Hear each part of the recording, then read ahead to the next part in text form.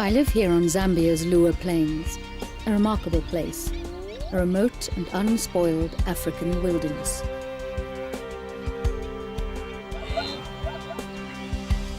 It is a dramatic landscape where heavy rains transform the golden grasslands into a floodplain. This is the source of the mighty Zambezi. Each year it bursts its banks and the land becomes a lake. Survival here depends on an ability to adapt to extremes, and life in Liuwa is always a challenge, for some more than others. My story is true. I have survived more than the storms and the floods. I am the last lion of Liuwa.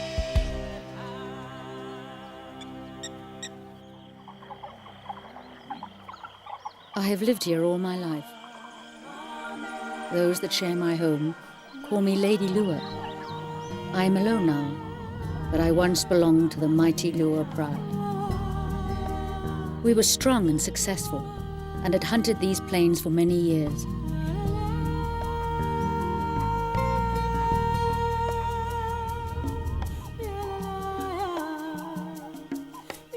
I am the last survivor.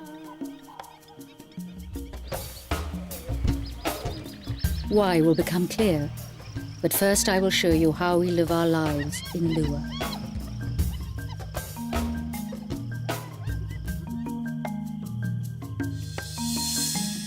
On these plains, the hunted and the hunter face enormous challenges. I have had to adapt more than most. Each year the landscape changes.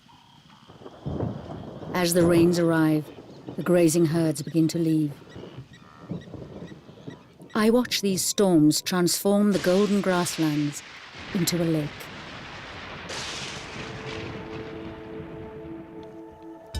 For the predators that stay behind, there's less to eat. You could say I'm fortunate. I have only one mouth to feed. It is not so easy for the hyena. They live in large clans and are always ravenous.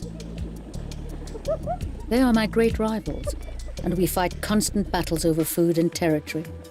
Nothing stands between a pack of hyena and food. They never stop trying to scavenge and steal where they can.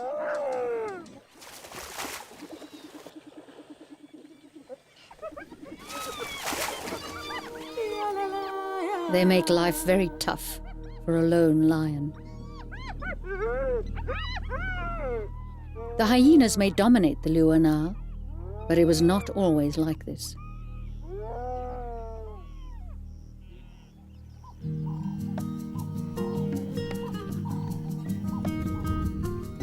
In the old days, when we lions were together and strong, things were different.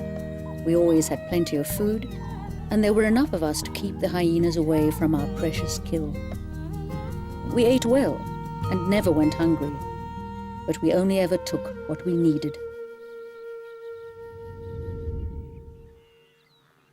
I see that the humans who live here do the same.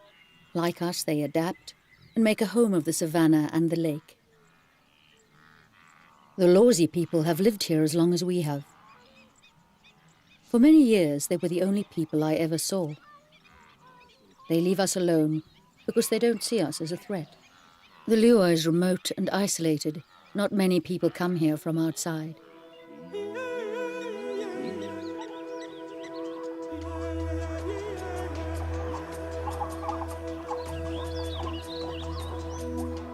Each year we are overrun by huge herds.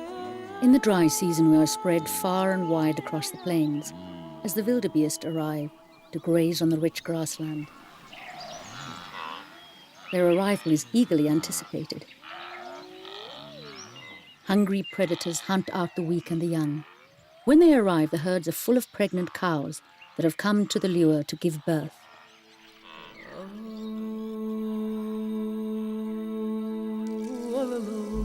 At the edge of the plain is King's Pool. This place is the only home I have ever known. Set among the trees, it was safe and provided the pride with welcome shade. But today the trees of King's Pool help me to hide and keep watch over the vast plain.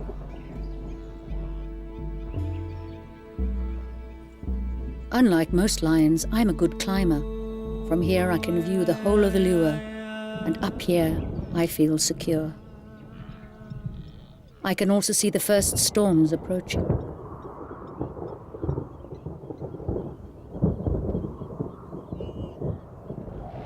They bring the heavy rains that will so dramatically transform my home in the months ahead.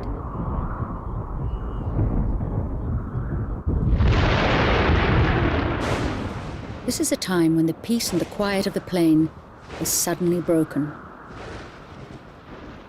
As the downpour begins, the parched ground absorbs every drop.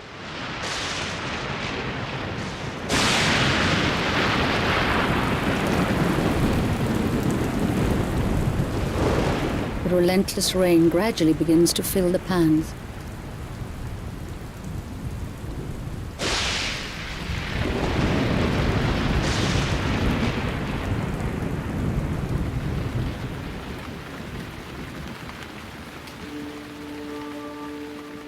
While my enemies go to ground, the wildebeest can only huddle together and wait the storm out. The storms in Liuwa are always violent and unsettling for us. But to me they are even more frightening because they bring back bad memories from the past.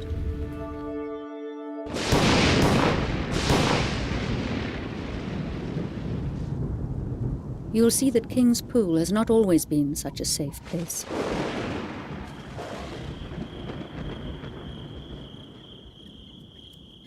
Once the first rains pass, the plains appear even more vivid, and the wildebeest herds are more vigorous.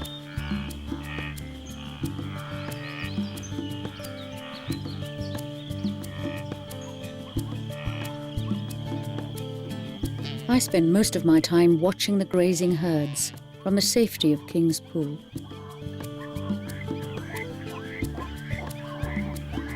When I need to, I hunt.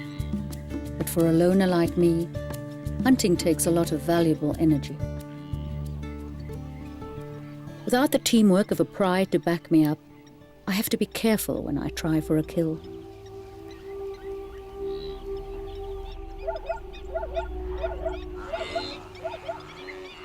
Most of the time, I have to watch the wildebeest gorging on the lush grassland while I sit here getting hungrier. Being alone has taught me how to be patient. This is not the right time. But I know that is all about to change.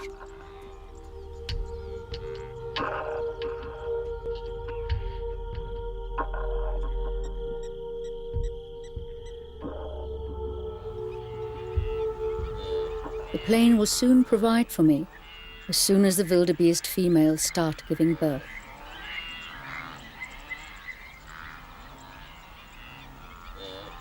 This strategy is no secret.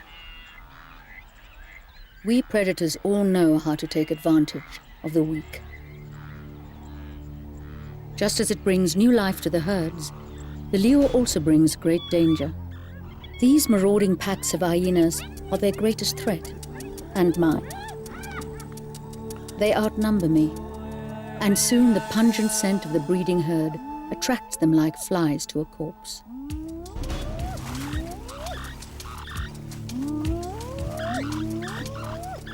The mood becomes uneasy, as vulnerable mothers-to-be must try to get their calves out of their bellies as fast as possible.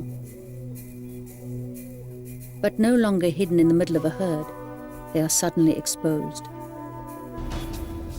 And the loping hyenas are clearly anticipating a mighty feast.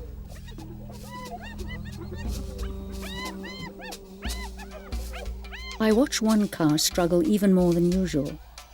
Her calf is taking its time, and she's drawing unwelcome attention.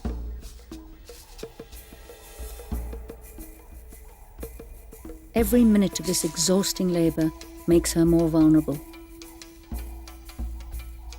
Then, just in time, the baby calf emerges and the mother is free. Now it is the tiny calf that is at risk.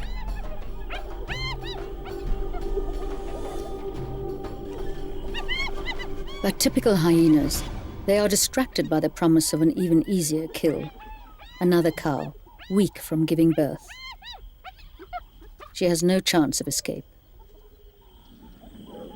Her struggle gives the calf crucial time to get on its feet, and time for the herd to help get the little female walking.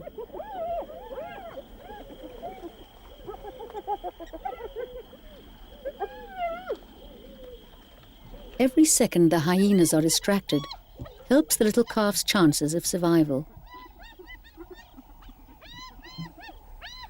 For the clan, the cow is a bigger feast and easier to share out.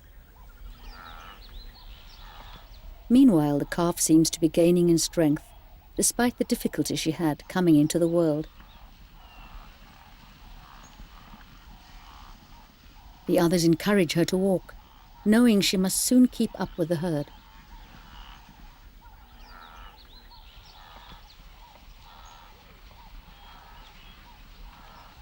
But as she gains in strength, I see that her mother has been weakened by the drawn-out birth.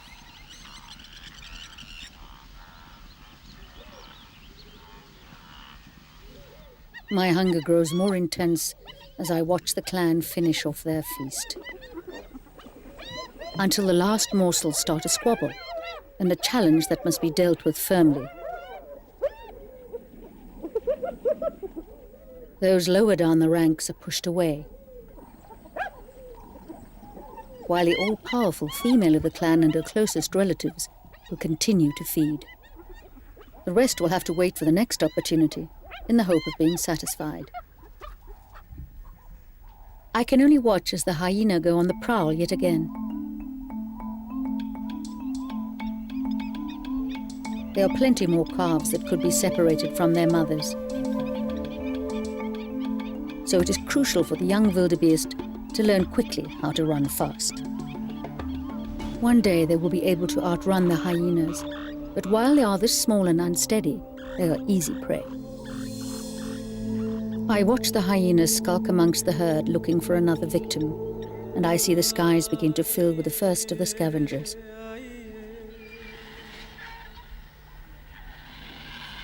With no chance of a kill today, it is time for me to return to an old meal. I too have learned how to scavenge. It is crucial for my survival. I feed over and over from the same carcass. In between, the vultures get to eat their fill. But though I scavenge, I always prefer to dine alone.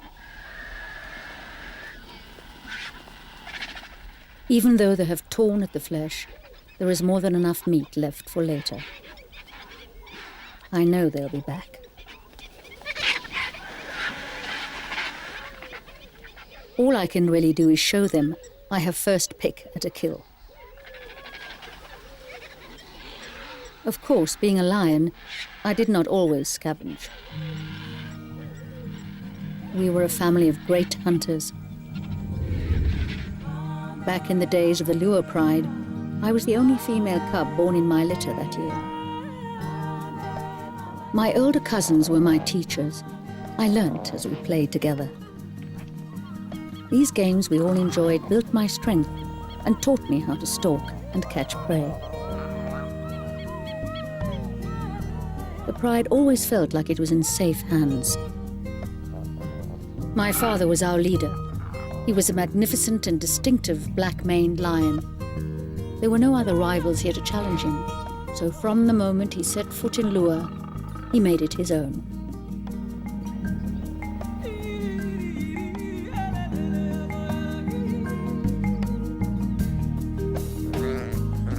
We stood out and we became well known because we were the only lions that lived here. And we may be the last. Back then, my family had nothing to worry about. Our territory was secure, and the Liuwa provided everything we needed. In those days I was never alone because the pride were always there.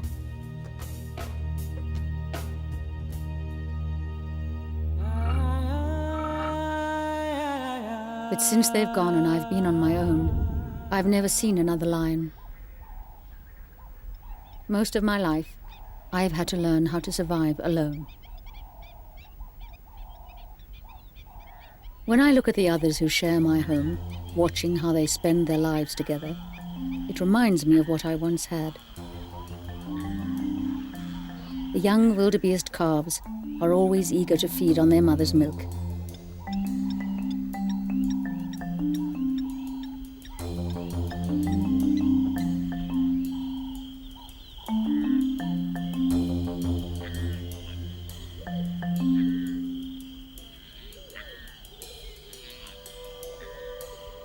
This is also an important time for the new calves to bond with the rest of their herd.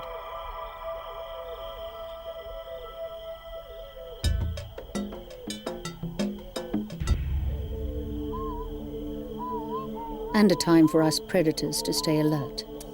But the young calf I saw struggling to be born is unable to suckle.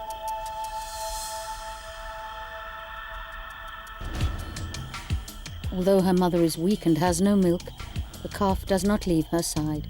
Sensing this as another opportunity, the hyenas are already on the move.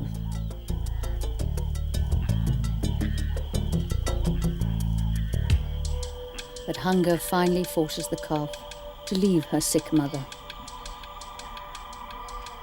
Without an adult to watch her, she strays from the safety of the herd and towards the hyena's den, where a young pup has been left alone. The wandering calf is soon spotted. The hyena pup calls out. Her mother is not far away, and I watch as the calf makes its first and perhaps last mistake. Without an adult to look after her, she's heading into terrible danger. Seeing his mother is close, the inquisitive pup is a little braver.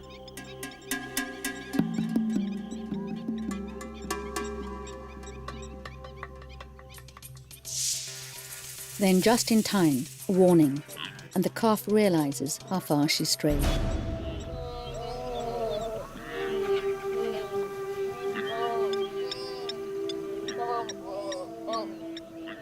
Instinct takes her back to the safety of the herd.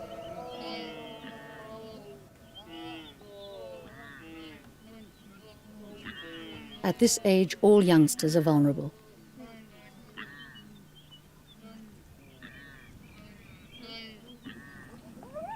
She'll need careful watching.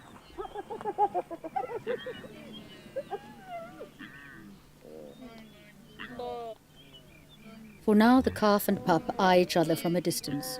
One day they might meet again as predator and prey, roles they will grow into as they get older.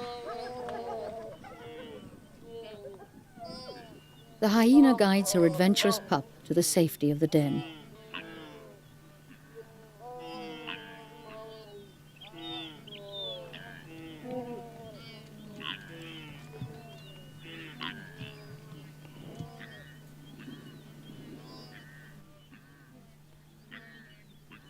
I watch the calf now back among the safety of her herd, and she's searching desperately for her mother, who's nowhere to be seen.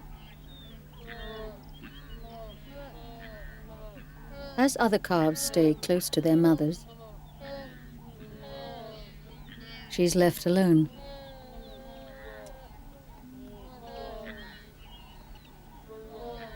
Even among so many, it seems you can still feel isolated and abandoned.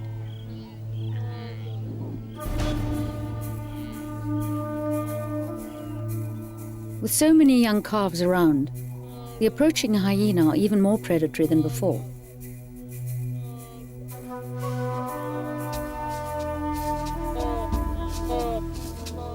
Still calling, the calf seems desperate to find its mother as the herd starts to move on.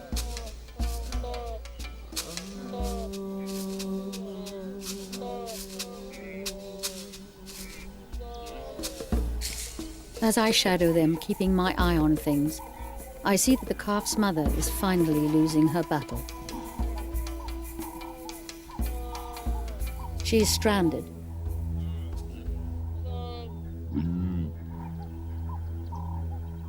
As the herd watch helplessly, I see the hyena working out its best chance of another meal.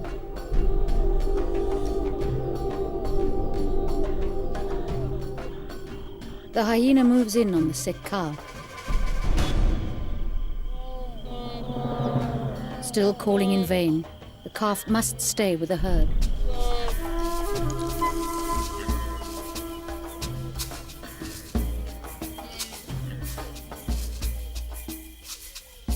This is the savage face of life in Liuwa.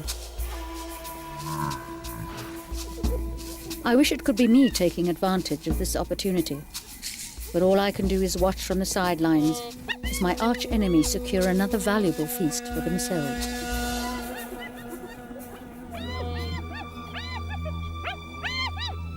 While I am hungry for fresh meat, the hyena makes another kill and wins again. And I see the Liuwa inherit another orphan. Like me, she loses her mother violently. With only one hyena doing all the work, the kill is not quick.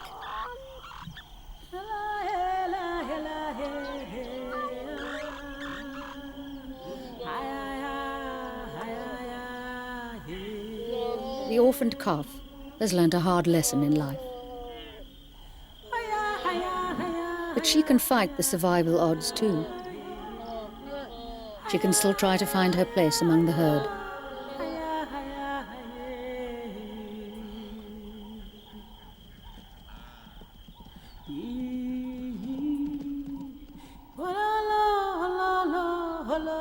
While the other calves latch onto their mothers and feed hungrily, not being able to suckle just means she must learn to graze earlier than most. Even without her mother, she still has the herd to protect her. But for me it was different. I only had my pride, and when they had gone, there were no others. I look at this young calf, and I see similarities in my own life. Without a family, my future was also uncertain. Surviving here alone was always going to be a huge challenge. The greatest threat I face is from the hyenas. These powerful residents of the plains are my rivals for food and my enemies for territory, for as long as I have lived in Liuwa. They challenge me time and time again. Hyenas always see your vulnerable side and know just how to take advantage of it.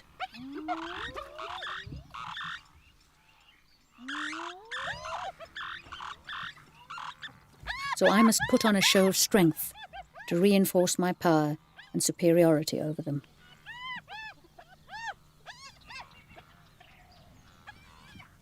A routine I must constantly carry out is to stake my claim on this land, strengthening my fading scent boundaries and confronting the hyenas who come to challenge me.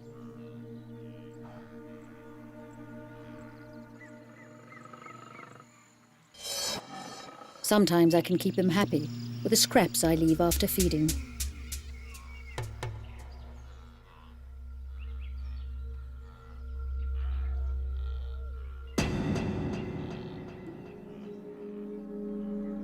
Unlike me, they'll even steal the bones of the carcass to crush and eat. It's a clever distraction I have learned to use. When there's food on offer, they forget about fighting me for this land.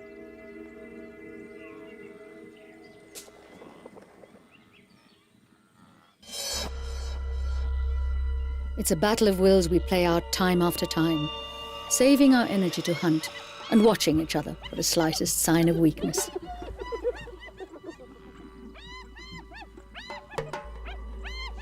If I had my pride with me, the hyena would never dare come this close.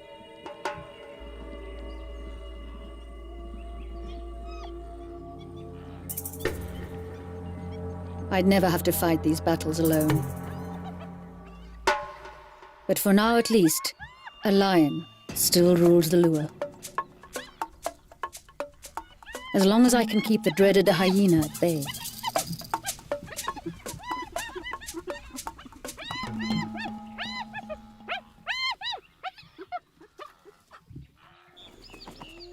Scavenging is such a change from the life I once led as one of the great Luva pride.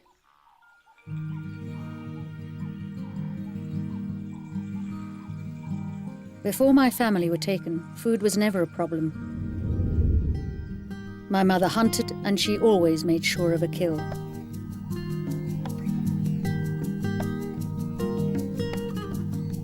She brought the carcass back for the whole pride to feed from. My father would always be the first to eat. Only after he had finished feeding, we'd hear our mother calling out to us. That was our cue to join the feast. Our mother brought us what was left.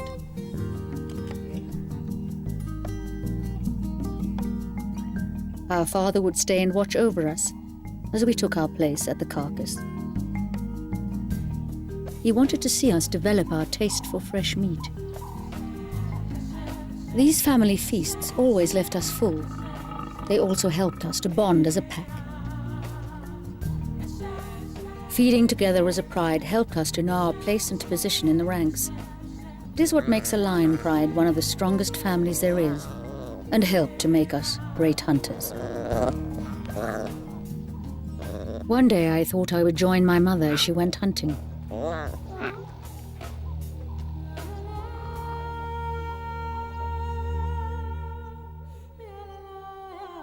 But I never did. I don't get much fresh meat now, but there's still enough to scavenge and keep me well fed. Looking at the young orphaned calf, I think things will be different for her. Wildebeest have the advantage of strength in numbers. She will grow up as one among many thousands. If she lives that long, it looks like she's about to learn another difficult lesson. She's become separated from the herd again. The hyenas are never far from these breeding herds. There are just too many good opportunities.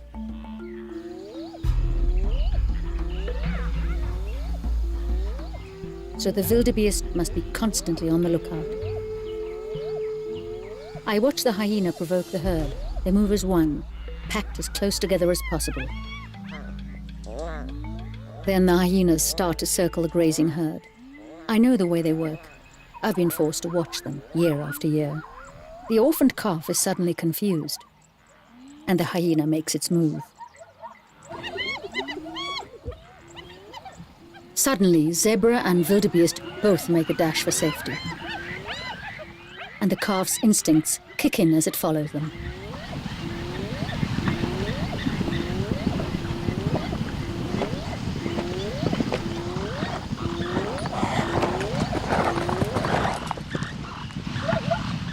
But in all the panic, she has joined the zebra herd by mistake. The stampede is sudden and confusing.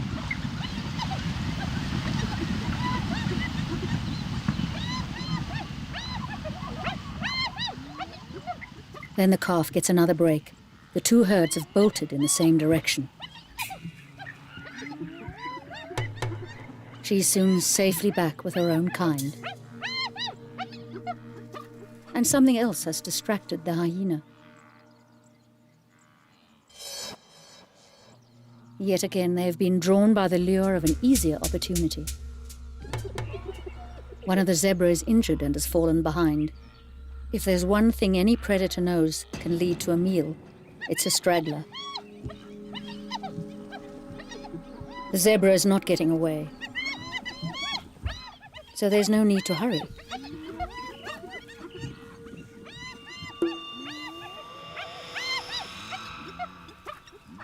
But zebras are big, and the hyena calls for help.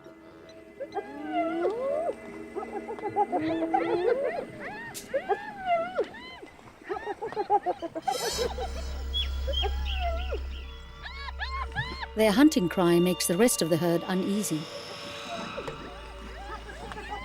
Even the little calf seems to sense that the hyenas are back on the attack.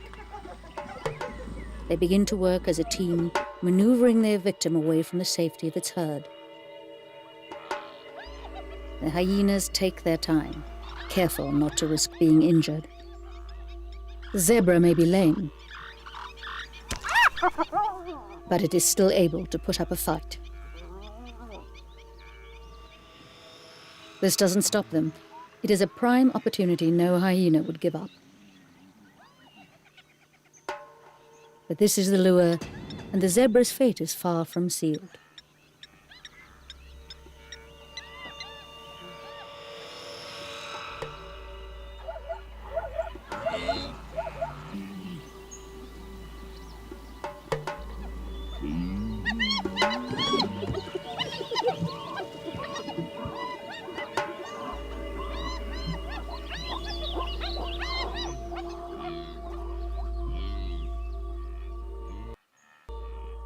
The lame zebra is not as alone as it appears, and the other zebras have seen the danger it's in. If the injured one can't get back to the herd, then the herd can always come to the rescue.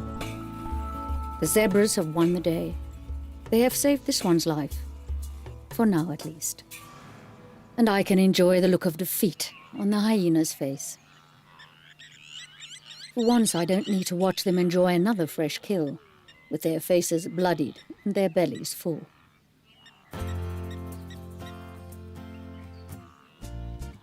I'm not the only one celebrating. The calf is in high spirits too. Perhaps because she has also survived another dangerous encounter with the clan. I'm beginning to see she has every chance of being a survivor. Practicing the distinctive sprints and leaps, it will help her to stay out of the hyena's reach.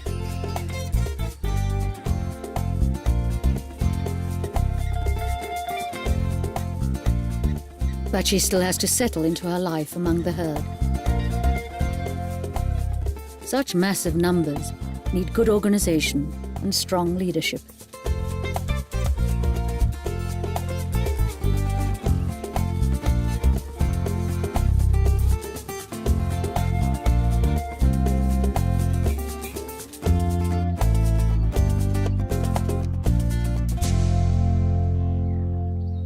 I see how the biggest males of the herd keep order and how they work hard to stay at the top. Out in the plain, the adults fight their battles for power, and the young ones mimic them. Games that will one day decide who will lead the herd. I have no one to play these games with anymore.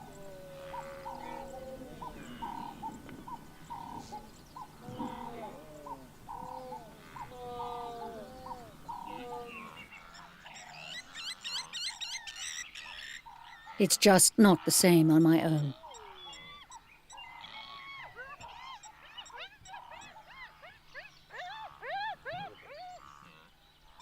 Even the hyenas want to play, sometimes.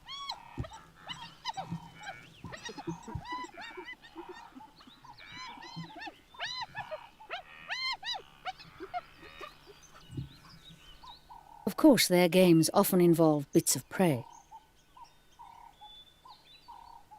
carried as some sort of post-hunt trophy.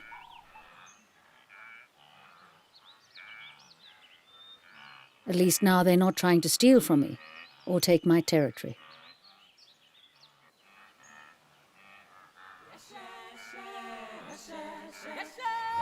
The games they play are like those I learnt as a cub, the youngest of the pride.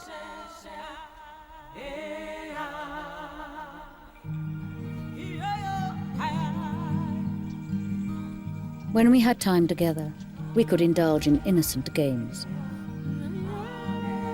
They helped us prepare for adult life on the Luva, a life where the females would hunt for the whole family. We prepared for when we were grown and would hunt as a team.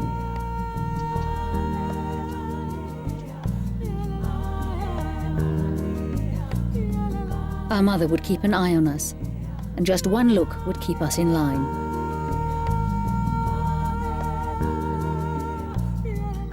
As playful as it was, this time was crucial.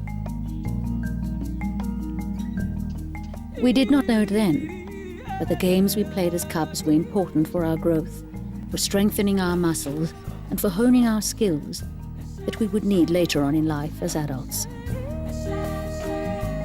These games are also important because they helped us to develop individual bonds and alliances that are so important to the strength of a lion pride.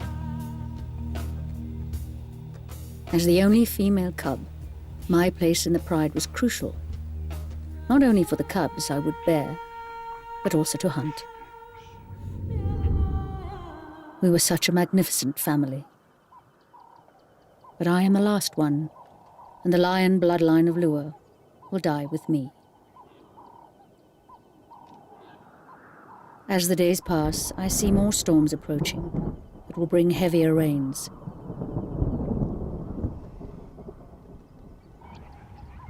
The skies are heavy with dark clouds, and in the coming weeks the plain will become a lake.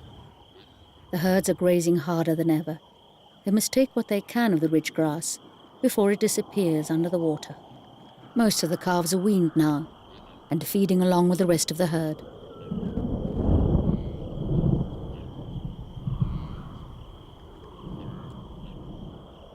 While the early rains are providing us all with plenty to drink, the real flood is about to hit.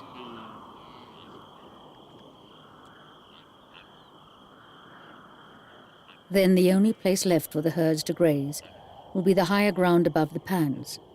But the herds must leave these small islands of grass before the water becomes too deep.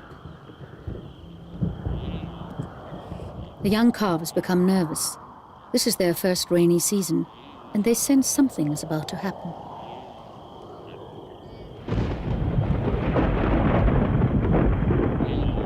A sense of unease sweeps through the entire herd as the skies darken even more.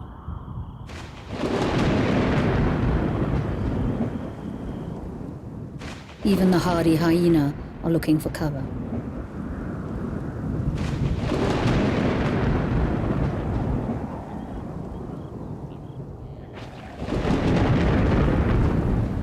With the first drops of rain, the Liuwa itself comes to life. The rains are such a powerful and unstoppable force that they will soon reshape our home. The flat plain holds onto the water, and the land that has been grazed starts to slowly disappear. Over the coming days, I watch as the plain becomes a lake. We must change and adapt to the new landscape.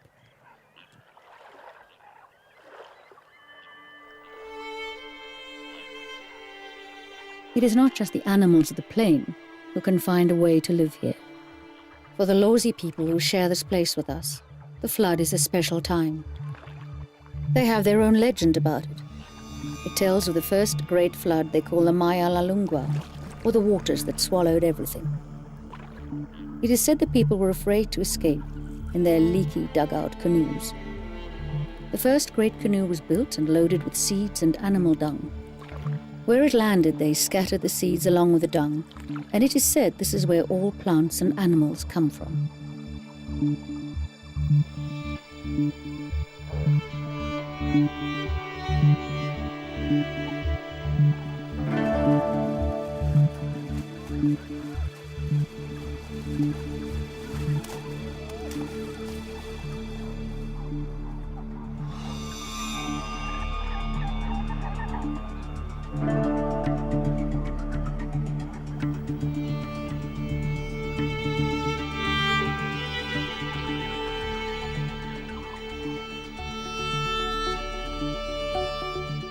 The waters that pour into the Liuwa bring so much nourishment to the land that the grasslands are among the richest of all.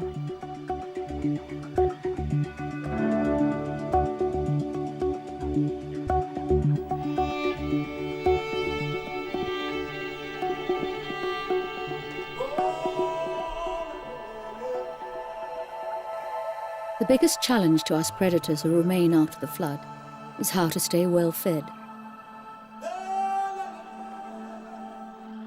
The herds we depend on leave the plain for dry land.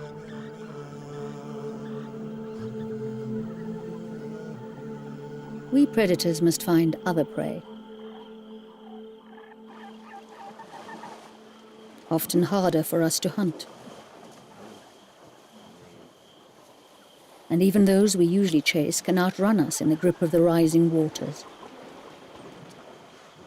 Even the hyena have a tough season ahead, as their bulky, powerful bodies make them heavy and slow compared with the nimble Lechwe gazelles. Back when the pride was here, we learned how to stalk our prey across the flooded plain.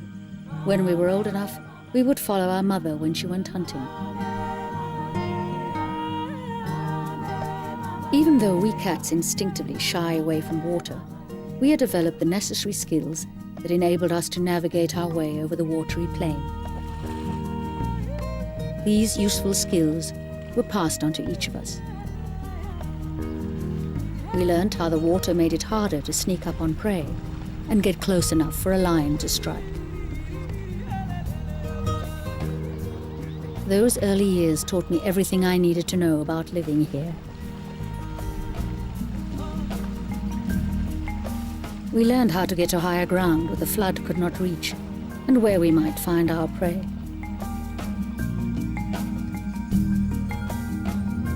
These days I can only keep control of a small territory to hunt in. I use the streams and rivers as borders. But I also see how the Lawsi people use them as highways through the Luwa floodplain. The beginning of the Kamboka, meaning out of the water. It begins as the river starts to swell and cover the grassland. This is the way the people of the plain adapt to the floods. They build their boats and prepare for the water. Like us, their lives are shaped by the changing mood of the Zambezi River as it bursts its banks and floods the Luwa.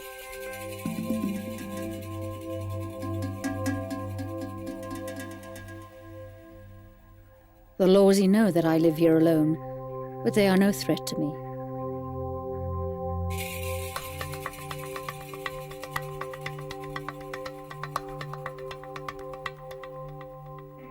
All of us are left in peace by them.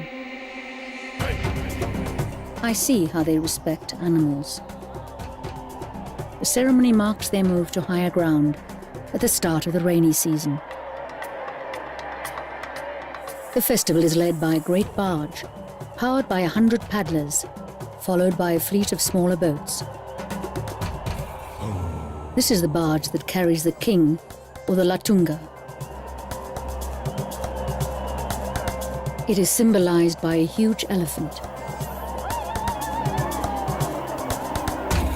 The queen's barge follows, bearing a peacock.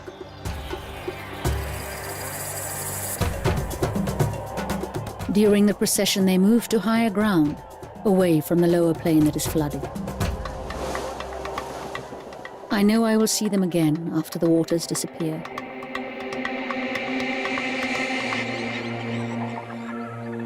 The Great Flood has become a part of the way we live.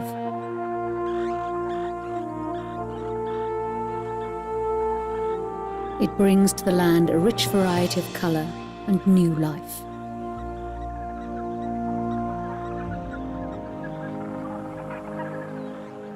And for all that abandon it in search of dry land, new animals arrive.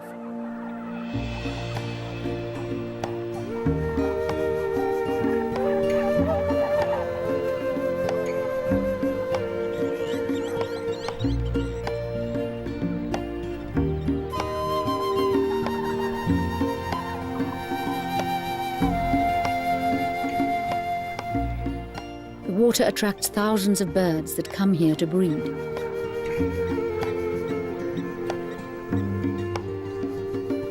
On the banks of the lake, we see as they perform a ballet of colors, calls, and displays to attract mates. I look out over the huge, shallow lake that covers the savannah and see how the Lawsi people have learnt how the lake provides, just as the grassland did. Even though the Lawsi villages are now abandoned, they will come alive again next year.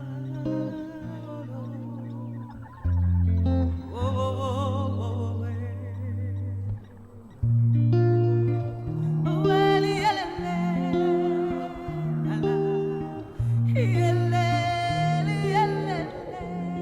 Meanwhile, they still return to fish the lake.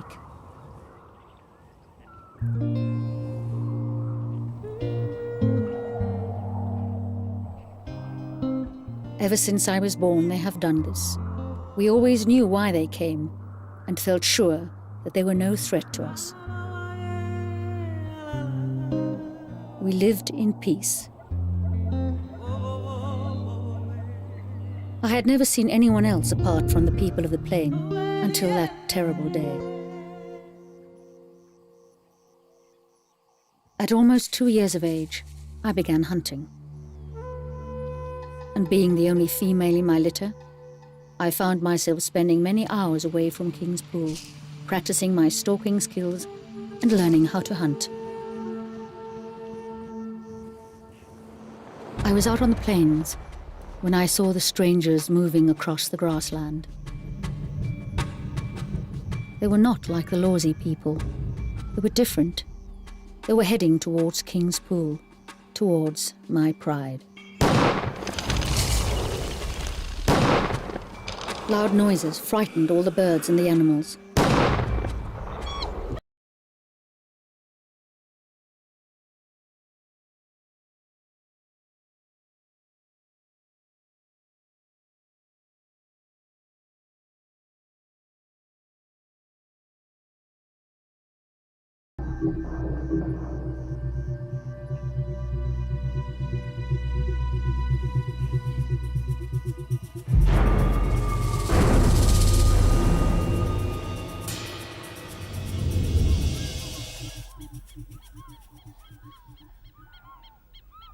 Ever since that day, I have been alone.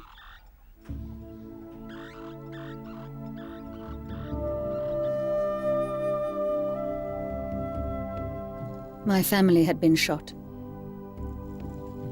None of them survived.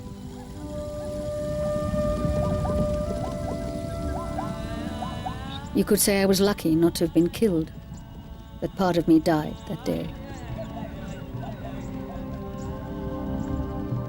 Afterwards, I grew up fast. At least I had been well taught how to survive here.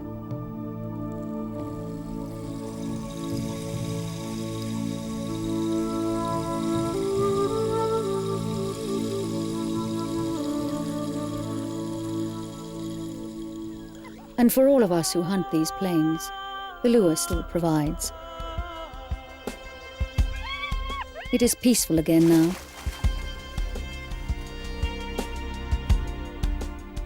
The lure is full of survivors, including the young calf. She has grown now and seems settled in the mighty herd.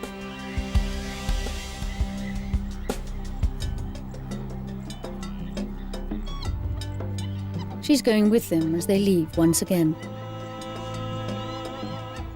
Most of the rich lure grass is now covered, and the wildebeest use the last of the high ground to make their escape. But they will be back next year. And my rivals, the hyena, will be waiting for them. And as the grassy plains change into a vast lake, and then back again into a lush carpet of succulent greenery, I will witness the dramatic changes of the season. For I am the last lion of Liuwa, and it is my destiny to wait here, until, as before, more lions journey to this place. And once again reclaim their rightful status as the Liuwa pride. But until this happens, I am content to stand guard over my beloved plains.